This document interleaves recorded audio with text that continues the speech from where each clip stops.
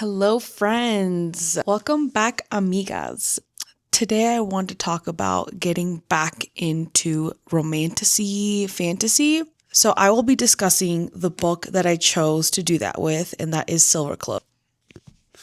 Now, I don't know how many people have heard about this, but Silvercloak is one of the new romantasy fantasy novels that I've been seeing pop up on Goodreads, on Reels, TikTok, and it's supposed to be more of an adult dark fantasy romantasy. And I think the reason a lot of us were roped into this novel is because the magic system is so unique and interesting. So in this world, in this novel that this author built, the magic is centered around pain and pleasure. So how someone derives their magic or uses their magic, it's not infinite. It is a finite resource. So in order to replenish that resource of magic, one needs to quickly find out ways to use pain or seek pleasure. And already that concept is interesting because there's so many ways to seek out pain and pleasure. And I think that that's what intrigues a lot of people is like, how does that idea of magic, that use of magic, how is that being integrated into an adult fantasy romantasy? And it is a very unique take. It's a little bit different. For the most part, I think people like this writer. She does a really good job. Not to jump ahead, but I agree. She is, for me, someone who writes really well. I'll get into the reason why I took a break from fantasy and romantasy, and then the reasons I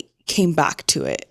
So before we jump in to the book, I'll talk about the reasons why I took a break from fantasy romantasy. I do feel like we have been collectively, especially those of us who like romantasy and fantasy, mostly I'll stick with romantasy here, that there was a big period of time where a lot of us collectively were almost in a chokehold with romantasy. It was really fun to get back into reading, to get back into that sort of Twilight-esque City of Bones, really fun young adult or even adult style romantasy where you can still find the magic, the themes, the plot, the action style of fantasy, but it includes a very epic romance. I think the combination of both of those things are really popular for a reason, and I think a lot of people like it for a reason. It really draws on your emotions. It keeps you turning from page to page, chapter to chapter, and it draws on a lot of the, I think, human experiences that we have, and well, at least the really heightened ones, right? So I think it's safe to say that there was a reason why there was a resurgence of romantasy and why so many people got back into reading through that way. Now, obviously, there are a lot of people who don't read for those reasons or who are not picking up romantasy, fantasy as their gateway to get back into reading. But I just, I think it's important to note that there are a lot of people, including myself, who have a lot of fun reading romantasy and fantasy. Now to get to why I took a break. So again, there is a reason why it got so big. There's also been a decline in the quality of romantasy books out there. I'm not sure if it's because the industry is saturated or if it's because there is such a demand to pump out these romantasy books and a pressure on authors to get them out faster that they're not spending a lot of time on the quality of the writing and the stories and the world building and even the yearning of romance. I think it's seen as something really just quick paced, many times sloppy, and very cheap use of heightened emotions and action scenes that don't quite fit that feeling I really love when I read a quality fantasy book. One that you can lose yourself in. You actually imagine a new world. You get to learn these characters, who they are, what they look like, what they feel like, how they would think. For me, a really good indicator of a book where I'm really enjoying myself is when you can almost identify the choices that a character is likely to make based on how you've gotten to know them. When you can, close your eyes and imagine what this world would look like. So with that being said, I think that a lot of these new romantasy books that are on TikTok, that are on YouTube, obviously not all of them, but just a good chunk of them that people are recommending, I think have tons of rave reviews. Everyone's saying like, you have to read this is amazing. And, I think a lot of us who read outside of the genre or who expect basic quality to their books have read them and then have felt disappointed time and time again. And I know I'm not alone in the way that I'm feeling. And it does feel sad because it's such a fun genre to read, but I would prefer reading less of them and more quality than just constantly going back to back to back on these sort of like filler type of romantasy books. So I took a break, which is good. I think I have other genres that I like as well. I love literary fiction. I also like contemporary fiction. I've gone into some thrillers, some horrors, some historical fiction, magical realism. It's been really fun to dive into other genres and really understand the different kinds of stories you can tell. And when you take time to actually think and write, you can create something that's incredible. And I do think that there is space for that in romantasy. I think there are a lot of people who make fun of romantasy readers for that reason. It kind of sucks because so many of us are romantasy readers and we do require and want quality writing, quality books. So it has been around, I think, I want to say like 6 months, 8 months that I stopped reading straight like romantasies, and I decided to pick Silvercloak. And for the reasons I mentioned at the beginning, the unique world building, the magic system were some of the big reasons why I decided to take that plunge again. Now, I think this is a great book for me to have started back on my romantasy journey again, but I definitely have a lot of thoughts, and I have no one in my life that has read Silvercloak, so I want to be able to talk about it with someone, and I know that someone will click on this video and they'll be curious about the book and want to hear someone else's thoughts about it. And I just thought it would be fun to just talk about my mixed feelings on how this is a lot better than other romantasy books, but I still have a couple of questions. Yeah, okay, let's get into it. So this book starts off with main character Saffron Killaran. I think I'm pronouncing that right. And she is part of an academy called the Silvercloaks, hence the name of the title of the book. And this academy is a magical academy, a training one, where you go through certain levels of rigorous exams and tasks to sort of prove yourself to be an elite, almost like a police force, if you will. But in this case, the Silvercloaks are known as the good side, or the sort of elite team fighting the enemies. And one of the biggest enemies, to be clear, is the Blood Moons. The Blood Moons are a crime syndicate. The story starts off with a prologue, and you get to know what happened in Saffron's life and how she got to be to the Silvercloak Academy. Now, this is part of the summary of the book, so it's not a spoiler that her parents are killed when she is young, and the prologue goes through that, and it shows how the Blood Moons are a part of that. This clearly makes a very big impact on Saffron's life, and so she makes it her mission, her goal, really her very being to fight back against the Blood Moons and explore some form of vengeance from this trauma that she experienced from losing her parents. So then we jump to the beginning of the actual meat of the book, and it starts off with her in the Silvercloak Academy being a part of the final tests for receiving that Silvercloak. And you get to learn a little bit about her, what secrets she might be hiding, her friends, what they're like, and her friends are a part of her cohort in the Silvercloak Academy, and they are very important to the story.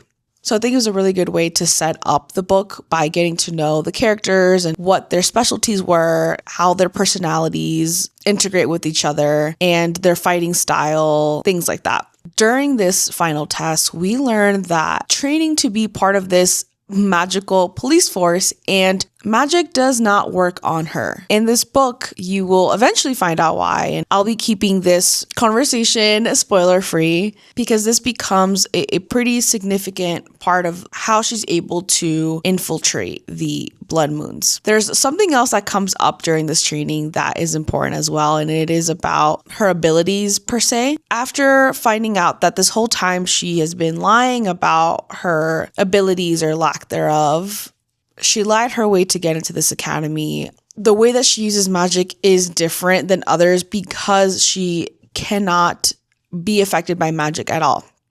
But this is a perfect scenario for her to infiltrate one of the biggest crime syndicates in this world, the Blood Moons. Now, the Blood Moons are a very scary, untouchable, kind of vigilante style group. No one really knows why they do what they do. No one understands anything about this syndicate. It is very, very difficult for them to get information on them. And we do find out more about that later. But because of that, our main character, I think, is not very prepared for what comes up in this book. This group is like a mafia, if you will, like a magical vigilante that is terrorizing this society or this world little by little. And actually, I'll show you the map of this book. I think it looks really cool. I don't know if you can see here. You may not be able to see the details, but it's a pretty cool map.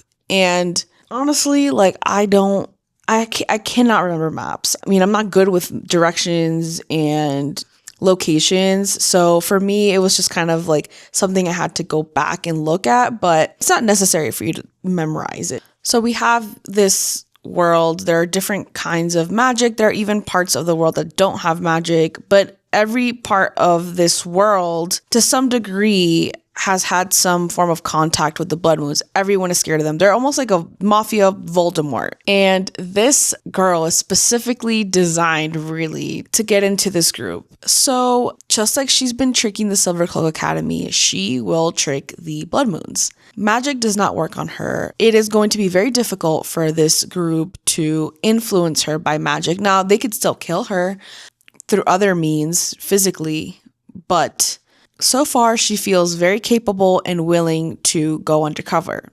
Now, a part of going undercover is to get kicked out of the Silvercloak Academy, be shamed and humiliated, stripped of her reputation entirely for her to be believed that she would want to work for the Blood Moons. Obviously, because they are enemies and the Blood Moons would know that she had been trying to train for this police force, for this Silvercloak Academy, it wouldn't make sense at all why she would switch over.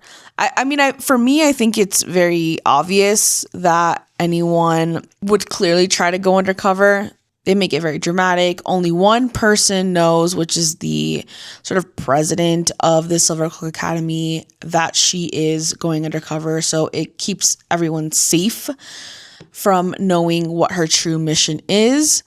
And when she decides to finally leave, she goes to these gaming halls that the Blood Moons run. Again, they're kind of like the mafia, so they run these halls where people gamble their lives away, and this is how the Blood Moons control people. These people get indebted to them. They make a ton of their money off of these sort of drugs and gambling. So again, very much like a crime syndicate mafia situation. And of course, she bumps into this dashing, very handsome Blood Moon person. She doesn't really know what he does, but it's clear that he looks evil. He's torturing someone right in front of her by cutting off their hand and magically putting it back together and doing that over and over and over again.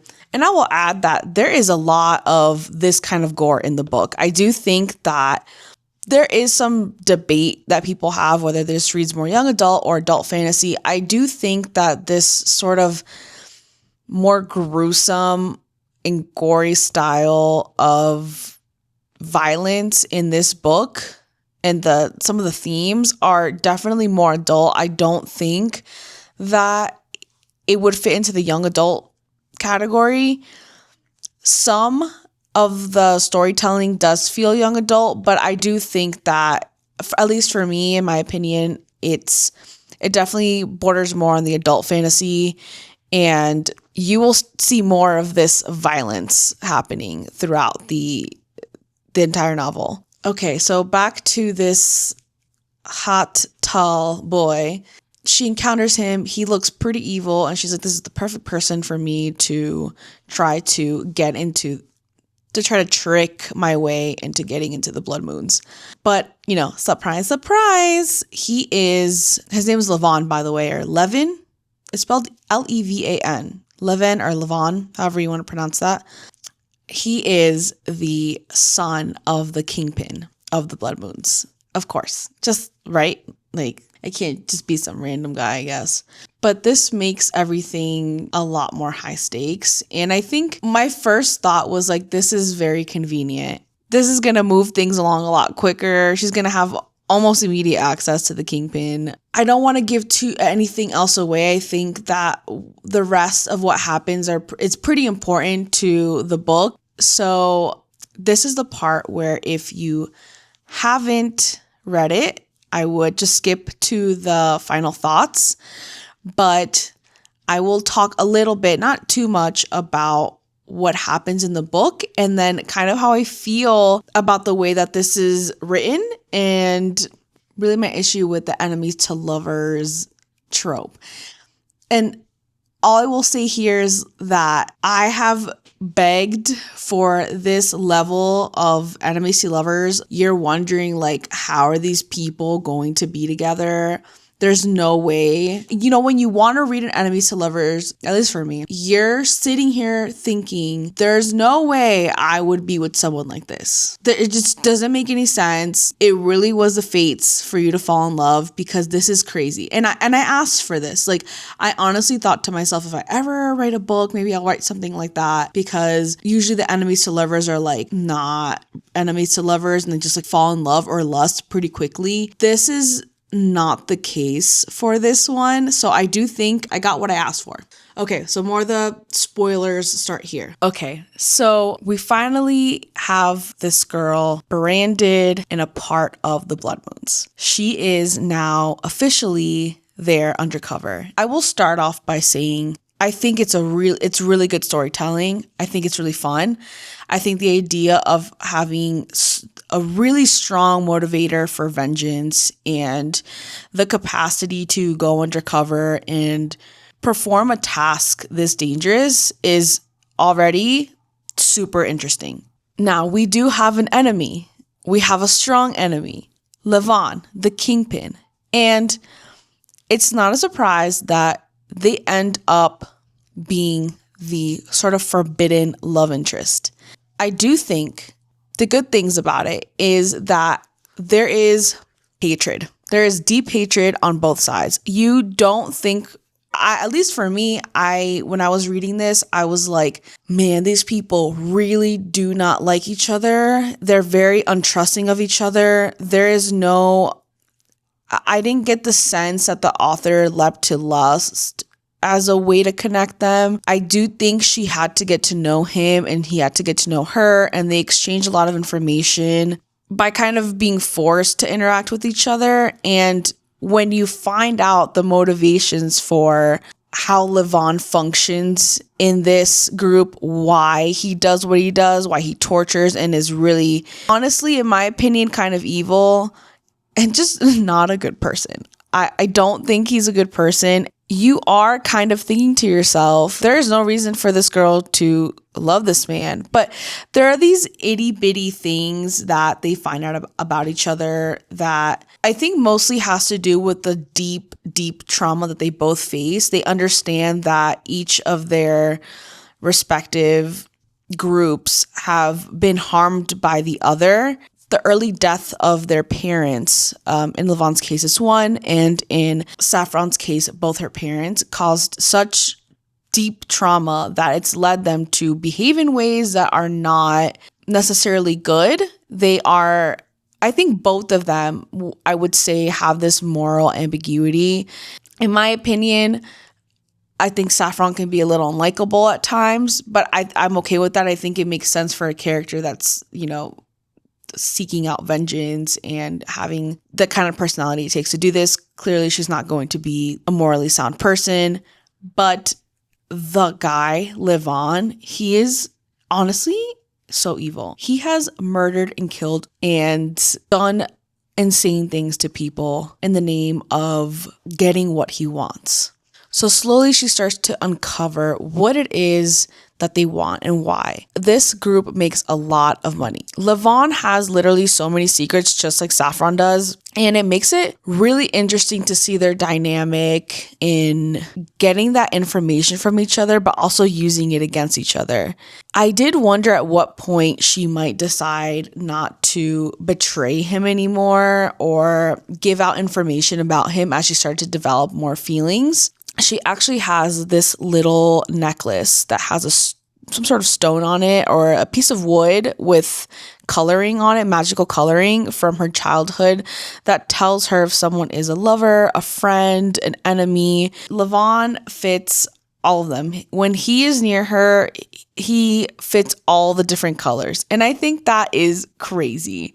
Throughout this book, you see the Kingpin as ultimately evil. There are no redeemable qualities about him, and he's portrayed in this sort of like obvious villain. But as we go further into the book, and this is why this is in my spoiler section, you find out that really Levon is much more control than we thought. And throughout this book, as she's like liking him and falling in love with him, he does some really bad things, but you're like, okay, but he's not the mastermind. Like, he's clearly being forced to do this against his will or he will die, right? No, and that's not the case, okay? And this is where I have a hard part with this. He is so powerful. He is not a victim of his circumstance. He is in some ways, but like not in a lot of them. He was tortured by his father and lived a very sad, violent, and abusive life by the hands of his father and his cronies. It's actually really sad what happened to him. It really is. It's super dark, and I think it makes sense how he got to where he was, but I don't, in my opinion, think it was redeemable in the end. Saffron finds out about this. She does carry guilt about, to some degree, not completely, throwing him under the bus. And she thinks that she's won in the end. I will give her that she has a lot of confidence, but you need someone like this to do that kind of undercover work. She has also lost so many of her friends along the way from being undercover. Like, some of her friends have been unalived. Her former lover, who is a girl, her name is Nisa, and she is honestly really cool. She's like this dragon fire-wielding baddie with a nose ring, and before she met Levon, she was having a very casual sexual relationship with her. I think it is important to add that because as she is developing a relationship with Levon, you're like, girl, you have this hottie who is super cool, super badass, and maybe you should just stick with her, And I never feel this way. Like, typically when I read my romantasy, there's a very clear love interest and you feel very compelled to care about them more, or you understand why they would leave the person that they were with. But in this case, I'm just like, I don't know, girl. I don't know how Levon, after understanding what we do, could be better than Issa. But anyways, at this point, it's getting towards the end. She's lost a lot of her friends. She has to go through a lot of trials of violence to be able to be believed. And she will consistently use the fact that she has been branded, basically almost magically forced to never reveal any secrets or betray the blood moons. So she relies on that a lot to get away with what she does. And she's able to bypass that because she has no magic that can penetrate her or affect her in any way. So she is losing people one by one. She has been doing atrocious things in the name of vengeance. She's losing bits of her humanity, and Levon is not helping. Okay, like, when you have these morally great characters that we've read about, they have like an ulterior motive. Like they have this other plan in their head that they're building where they're trying to make the world better in their own way, or they want to get out of something but they couldn't. They were in survival mode and they would like to be who they actually are. And in this case, when we get to the end, this man does not want to change. Levon is willing to do whatever it takes to complete his mission. And so is Saffron. They're willing to kill each other for it. And I think that that's the hard part for me. How am I supposed to believe in this love if love is not conquering all? Okay, that might be very naive of me. It just feels so convoluted and honestly not very romantic to read a book where they actually want to kill each other, or they're willing to kill each other. They're completely willing to let the other person die for their cause. That is what I asked for. It is. That is a true enemy, right? Or that really is completely a part of their character to why they would be true enemies. It does explain how committed they are to their cause. It is actually a lot more realistic than the books that we read. But man, it's difficult because it's romantasy, you know? And so if the romance is diabolical, what am I supposed to do? Like, do I keep reading? Of course I'm going to keep reading. I'm going to keep reading. And I'll tell you, I was flipping the pages like crazy. Like it took over my brain. It is written very well. Not the best. I'm not telling you that the writing is like so elite that it'll change you. No, but when you've read other romantasy books, or just in general writing in this book, she did a really good job of using details, of getting you to know the characters, building this world where you can picture what's going on, and having you truly understand the magic system. She has also a really good way of getting you involved with the characters' emotions, and understanding them really makes a difference in this story, because I don't think I would continue to read a book like this if the author wasn't really good at telling some kind of story. If she didn't beautifully describe scenarios and characters and details in the way a place looks, and the color of someone's hair, the texture of something that they're touching, the nuances of the emotions, the way she would describe objects. She does it in a way that I think is really fun. I think it's really easy to read, but it doesn't feel like filler. It feels like, compared to other romantasies, I mean, it really is written a lot better. Because of that, I do think it deserves for me to continue to read it, to continue with this series. The core of what I'm getting to is she builds out this great prologue. You get to know her history, you get to know her friends, you get to know the world, the academies, how the magic works, what other regions look like, how they feel, the culture of people. Like, she does a really good job of that. And I'm really into the book and I'm undercover with her. But I do think that maybe we could have stayed more in this undercover world. Before I get to my final thoughts, I'll talk about the ending. So we find out that she is again, spoilers.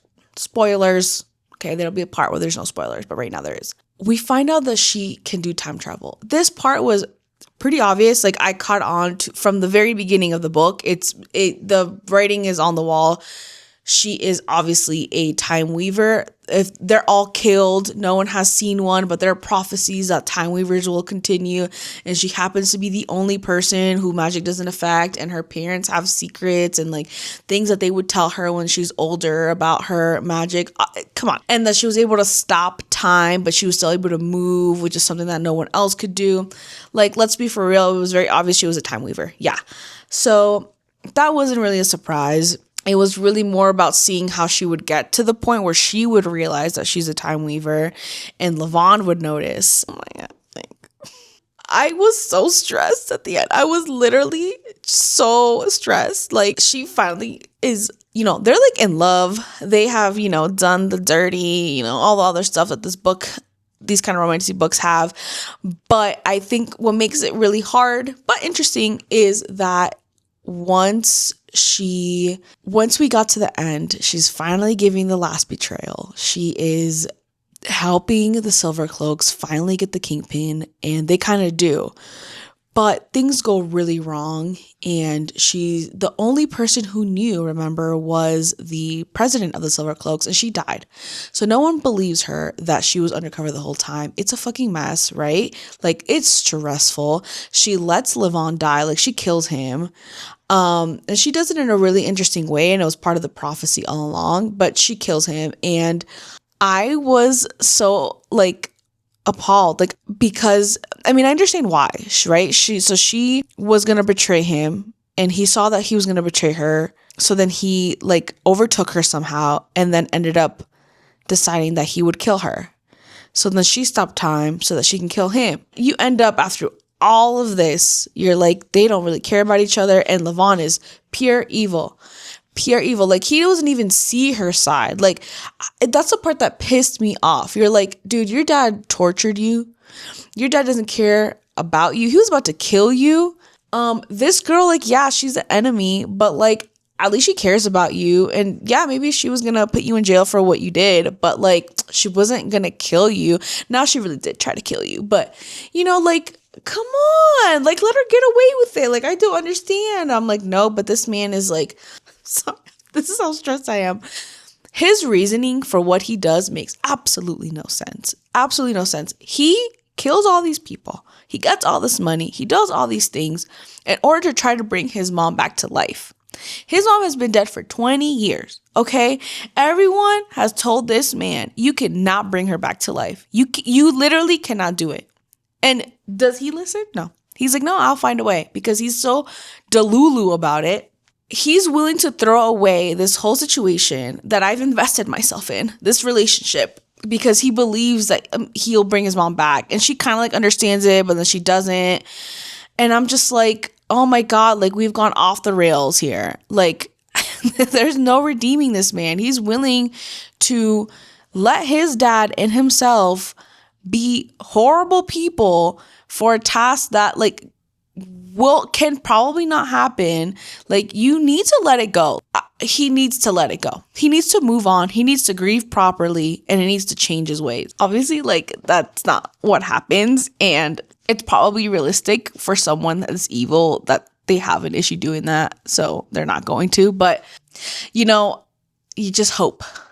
But anyways, in a sense, I was kind of glad that she was going to kill him. I was like, you know what, girl, this man is evil. You should just let him die. And this sucks. And it looked like it could have been a thing, but he was willing to let you die. So yeah, let him die. But again, time changes, things happen. There's big plot twists. And she finds a way to save one of her friends, the only one who could potentially believe her that she was undercover, and then also save Levon or have him still live for the reasons of...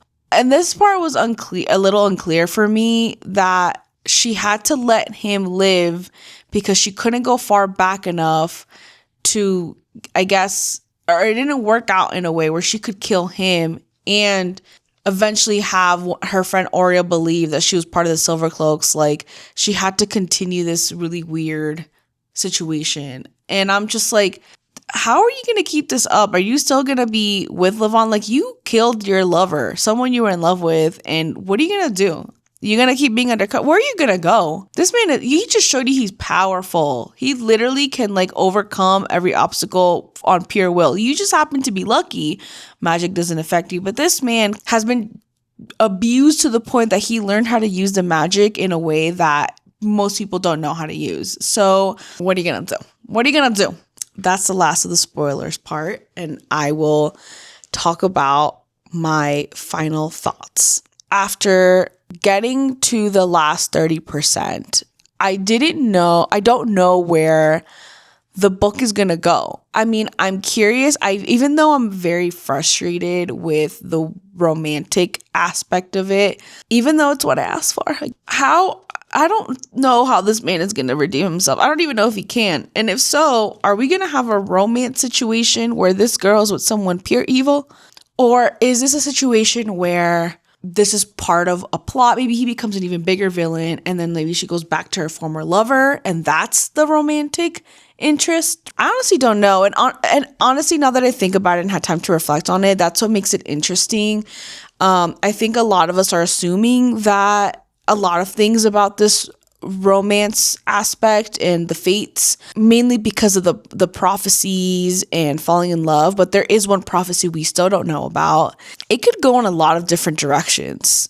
This could be not a true like romantasy style. We have no idea how these people end up together or how she continues to seek her vengeance and where this is going. But where I'm landing on here is that it is interesting enough for me. This world, this magic system, and this story of vengeance and I want to learn more about this world. I do want to hopefully go into the different parts of the different cultures. I want to learn more about the pain pleasure magic. We got to see through Levon how Pain was able to change his magic into something different, into something more powerful. And I want to learn more about that and the ways that you can also use pleasure. I want to see more of the side characters and how what time weaving will mean for this society. What is that prophet we don't know about? She did a good job of hooking you in. I'm just really hoping that gets fleshed out more.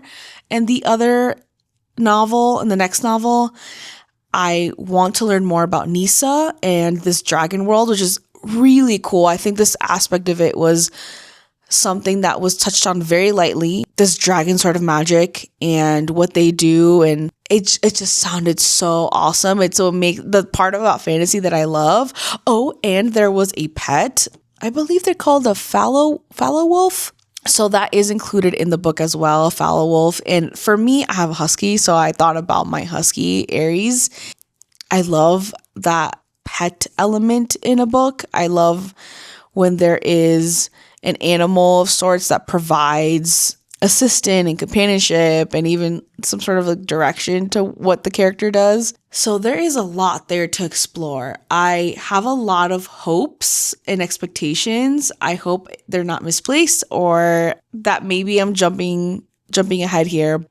The writing was really good and I have not been this excited in a while about continuing a series for Romantasy or even wanting to recommend one to someone else. You know, some of the books I've read in the past year, maybe I might have enjoyed it to some degree, but I wouldn't recommend someone else read that. This one is definitely unique, different, and good enough for me to believe in Romantasy again.